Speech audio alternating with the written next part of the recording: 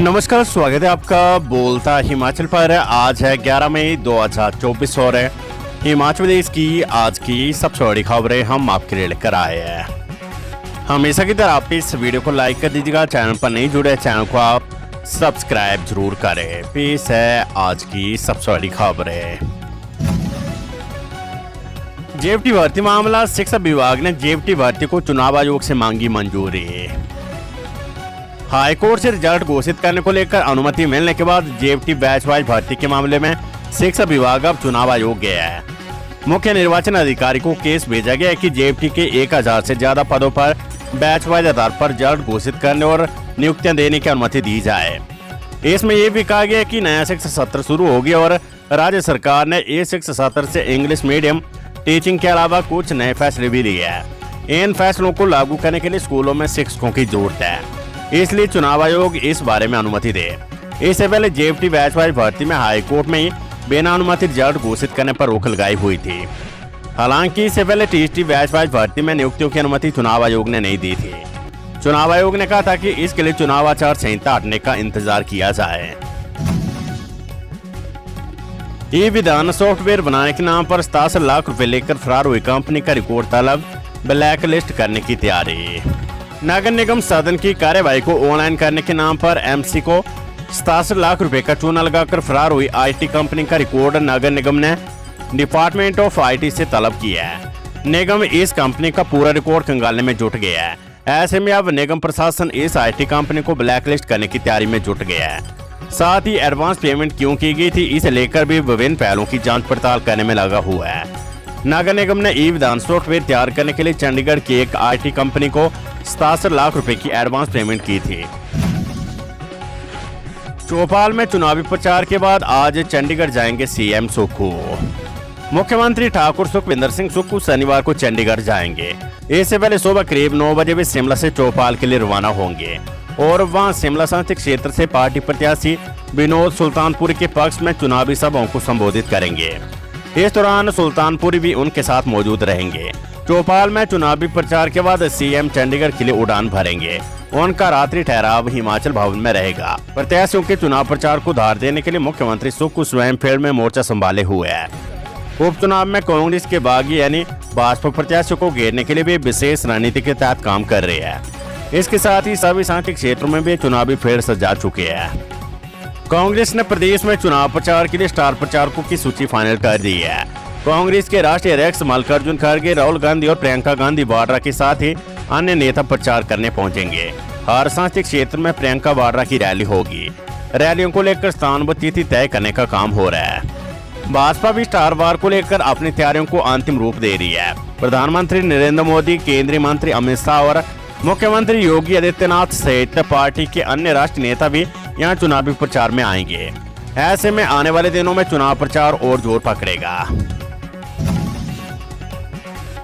जल विद्युत परियोजना की टनल में रिसाव से मुल्तान बाजार में बाढ़, 80 दुकानों और 50 घरों में घुसा मलबा। हिमाचल प्रदेश के जिला मंडी कांगड़ा की सीमा पर पेट्रोल ब्रोड से सटे मुल्तान के लंबाडंग में 25 मेगावाट के पावर प्रोजेक्ट की टनल में पानी का भारी मात्रा में रिसाव होने से मुल्तान बाजार में शुक्रवार सुबह करीब 8 बजे बाढ़ जैसे हालात पैदा हो गए। भारी मात्रा में मलबा 400 मीटर बाजार के क्षेत्र में फैल गया। करीब 80 दुकानें व 50 घरों में मलबा घुस गया। कई लोगों ने भागकर जान बचाई, जबकि करीब 45 कनाल भूमि पर नकदी फसलें तबाह हो गई है। घटना के बाद घंटों तक प्रशासनिक अमला व कंपनी प्रबंधन गायब रहा। घटना में लाखों रुपए का नुकसान हुआ है। केयू हाइड्रो परियोजना के लंबाडंग स्थित उक्त प्रोजेक्ट में विद्युत उत्पादन चल रहा था, तभी पावर हाउस से करीब 300 मीटर दूरी पर 4.6 किलोमीटर टनल और पैन स्टॉक के जंक्शन में अचानक पानी का रिसाव शुरू हो गया। पहाड़ी पर स्थित पैन स्टॉक से पानी का तेज बहाव मुल्तान बाजार और गांव की तरफ तबाही मचाते हुए पहुंचा। घटना के बाद स्थानीय ग्रामीण और युवाओं ने खुद मोर्चा संभाला और करीब 4 घंटे के बाद पहाड़ी से आ रहे पानी व मलबे का रुख लंबाडंग नदी की तरफ मोड़कर खतरे को टाला। शक्ति प्रदर्शन के साथ डॉक्टर राजीव भारद्वाज और सतपाल रायजादा ने दाखिल किया नामांकन। हिमाचल प्रदेश में लोकसभा चुनाव और विधानसभा उपचुनावों के लिए नामांकन प्रक्रिया चौथे दिन भी जारी रही। कांगड़ा चंबा सांसदीय सीट पर भाजपा प्रत्याशी डॉक्टर राजीव भारद्वाज ने अपना नामांकन पत्र दाखिल किया। नामांकन पत्र भरने से पहले उन्होंने शक्ति प्रदर्शन भी किया। जिसमें सैकड़ों कार्यकर्ताओं ने हिस्सा लिया। जानकारी के अनुसार भाजपा कार्यकर्ता पुलिस मैदान धर्मशाला में एकत्रित हुए। इस दौरान कांगड़ा, चंबा जिलों से विभिन्न विधायकों की अगुवाई में कार्यकर्ता पहुंचे थे। पुलिस मैदान में एकत्रित होने के बाद एक रैली निकाली गई। ये रैली पुलिस मैदान से लेकर कचहरी अड्डा धर्मशाला तक निकाली गई और कचहरी अड्डा से एक जनसभा को संबोधित किया गया। इस दौरान भाजपा नेताओं ने जहां कांग्रेस सरकार की जन विरोधी नीतियों को जनता के समक्ष रखा, वहीं मोदी सरकार के किए गए कार्य को भी जनता के बीच रखा।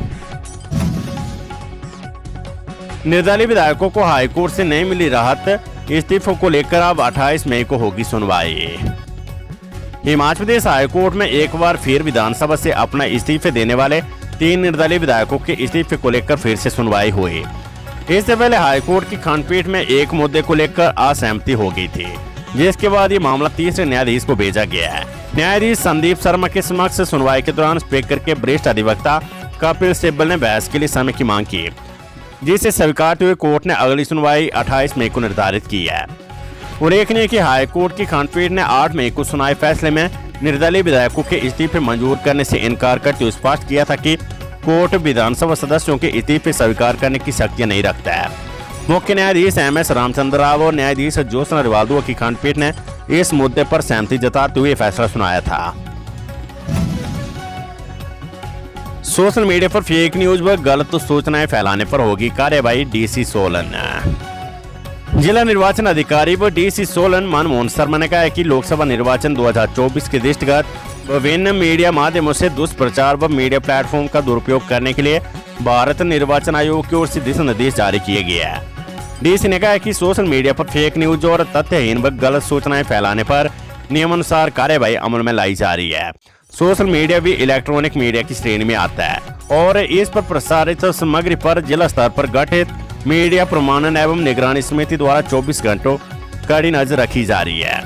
यदि सोशल मीडिया पर आदर्श आचार संहिता की उल्लंघना से संबंधित कोई सामग्री पाई जाती है तो इसे प्रसारित करने वाले व्यक्ति के खिलाफ नियमानुसार कार्रवाई की जाएगी। उन्होंने कहा कि IPC की धारा 295A के तहत धार्मिक भावनाओं को भड़काने अथवा किसी धर्म या संप्रदाय का अपमान करने पर दंड का प्रावधान है।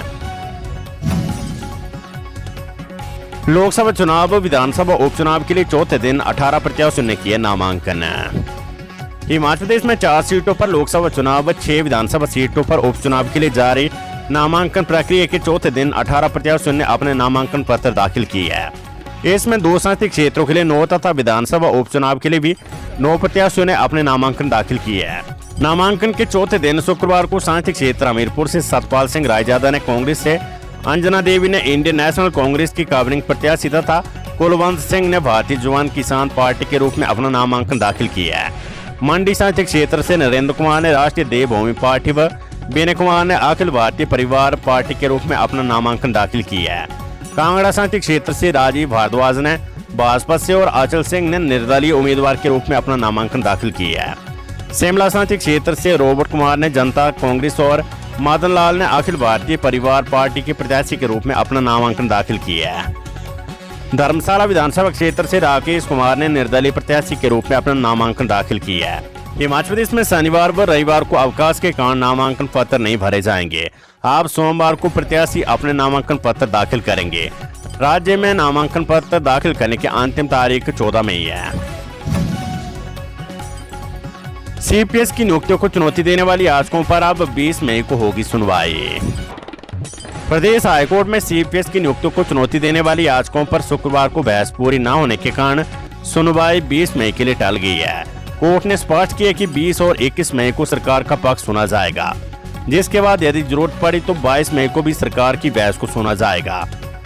सरकार की ओर से बहस पूरी होने के बाद 27 मई से रोजाना आधार पर याचिकाकर्ताओं को अंतिम रूप से सुना जाएगा। जयराम ठाकुर बोले सुक्खू की फिल्म 14 माह में होगी फ्लॉप। नेता प्रतिपक्ष एवं पूर्व मुख्यमंत्री जयराम ठाकुर ने कहा है कि जिनकी बाढ़ पंच लड़ने की हैसियत नहीं है, ऐसे मित्रों को मुख्यमंत्री सुखविंदर सिंह सुक्खू ने अपनी सरकार में कैबिनेट रैंक का दर्जा देकर उनके साथ 15 महीनों में चाय की चुस्कियां लेकर व समोसे खाकर 4-4 घंटे बैठकर वार्तालाप किया। लेकिन लोकतंत्र में चुने हुए विधायकों के साथ मुख्यमंत्री को मिलने के लिए समय नहीं था। यही कारण है कि मात्र 15 महीनों में मुख्यमंत्री के गृह जिले से 3 विधायकों ने छोड़कर चले गए। ये बात पूर्व मुख्यमंत्री जयराम ठाकुर ने सुजानपुर में आयोजित जनसभा में कही है। उन्होंने कहा कि सुखविंदर सिंह सुक्खू की जो फिल्म 5 वर्ष तक चलनी थी वे 14 महीनों में फ्लॉप हो गई है। उन्होंने कहा कि राजनीति के तौर पर राजेंद्र राणा की प्रदेश में नहीं बल्कि देश में भी अपनी एक अलग पहचान है। उन्होंने कहा कि सुखविंदर सिंह सुक्खू की कोई राजनीतिक पृष्ठभूमि नहीं है। जो राजनेता अच्छा सोचता भी अच्छा भी करता है, लेकिन सुखविंदर सिंह सुक्खू पर सत्ता का नशा इतना चढ़ा है कि पहले प्याले में ही प्रदेश के 1000 संस्थान बंद कर दिए। सीएम सुक्खू बोले जयराम ठाकुर ने 5 साल सत्ता में रहते हुए हमीरपुर जिला की अनदेखी। हमीरपुर लोकसभा सीट से कांग्रेस प्रत्याशी सतपाल रायजादा ने शुक्रवार को मुख्यमंत्री ठाकुर सुखविंदर सिंह सुक्खू की उपस्थिति में अपना नामांकन दाखिल किया। इसके बाद जनसभा को संबोधित करते हुए कहा कि हमीरपुर के लोग मेरी ताकत है। नेता प्रतिपक्ष जयराम ठाकुर पर हमीरपुर जिले की अनदेखी का आरोप लगाते हुए ठाकुर सुखविंदर सिंह सुक्खू ने कहा कि पिछली भाजपा सरकार में हमीरपुर जिला से जानबूझकर एक भी मंत्री नहीं बनाया गया।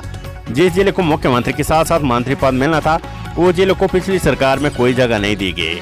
उन्होंने पूछा कि जयराम ठाकुर ने 5 साल में हमीरपुर जिले के लिए क्या किया है। Weather update. हिमाचल प्रदेश में आज बिजली, ओलावृष्टि और तूफान का रहेगा ऑरेंज अलर्ट। मौसम विभाग द्वारा जारी अलर्ट के बीच जहां बारिश का दौर चला हुआ है, में जिला शिमला के जुब्बल व कांगड़ा जिले के धर्मशाला सहित कई क्षेत्रों में ओलावृष्टि हुई है। ओले गिरने से किसान बागवानों की चिंता बढ़ गई है। शुक्रवार को ऊना में बादल बरसे और यहाँ पर 18.8 मिलीमीटर बारिश हुई है, जिससे लोगों ने गर्मी से तो राहत पाई है, लेकिन अधिकतम तापमान भी ऊना का सबसे अधिक बना हुआ है। यहाँ पर अधिकतम तापमान 38.2 डिग्री रहा, जिसमें पिछले 24 घंटों में -1.2 डिग्री की गिरावट आई है। मौसम विभाग के अनुसार शनिवार को बिजली, ओलावृष्टि, 40 से 50 किलोमीटर प्रति घंटा की रफ्तार के साथ तूफान की संभावना जताई गई है। निचले मैदानी इलाकों में कुछ स्थानों, मध्य और उच्च पर्वतीय इलाकों अनेक स्थानों पर वर्षा हिमपात की संभावना है। 12 व 13 मई को गरज के साथ बिजली चमकने और 40 से 50 किलोमीटर प्रति घंटे की रफ्तार से तेज हवाएं चलने तथा अधिकांश स्थानों पर वर्षा हिमपात होने की संभावना है। 14 मई से मौसम साफ रहेगा।